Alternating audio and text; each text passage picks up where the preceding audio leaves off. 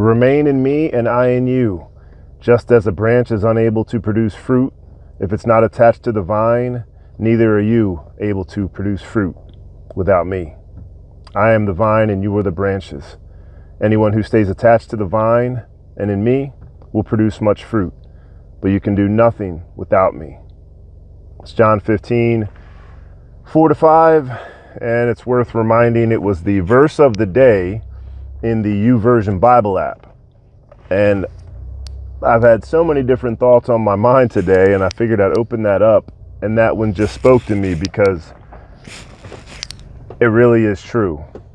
If I lose focus on the Lord, my flesh takes over.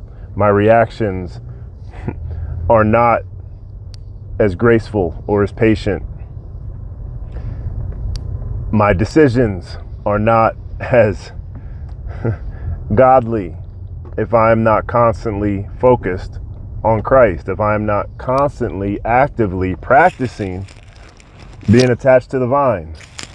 And I know to some people it probably sounds religious, it probably sounds even legalistic in some cases, and I know I used to look at it a certain way. I used to have a lens, and I was probably a hypocrite. Because the reality is, when you truly grasp what Jesus did for you, you want to be in that battle. And that battle is the flesh versus the spirit. The flesh wants to serve itself. It wants to serve the world because the flesh loves the things of the world. The spirit wants to serve God, and the only way you can serve God is by remaining focused on God in the flesh. That is Jesus, who is the vine, as we are the branches.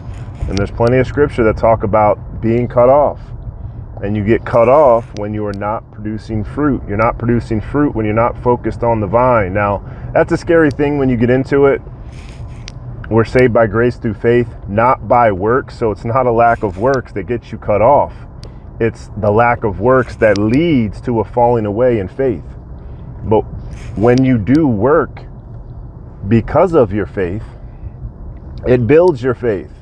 Even when you go through hard times, the trials creates perseverance. The perseverance creates hope. All of this is in scripture, and the more you read, which is a practice of staying focused on Christ, of staying attached to the vine, that is reading his word, the more the word becomes alive and you realize just how dark this world is. How much of this world sells itself as light, as a form of godliness, but is nothing but an imposter, is nothing but a wolf in sheep's clothing, an inflated version of truth and hope that falls flat when you actually invest in it too much. It might be good for a season or here or there, but eventually the winter will take hold and those branches will become brittle and fall off when not attached to the vine. So as we go into a new year, I hope and pray that you are seeking him. If you're going through anything, seek him more, even when it's the last thing you want to do. And whenever I'm talking to this camera, I'm talking to myself. Again, you want to get in shape, but you don't want to go to the gym. But then you feel great after you do. You don't want to run to God.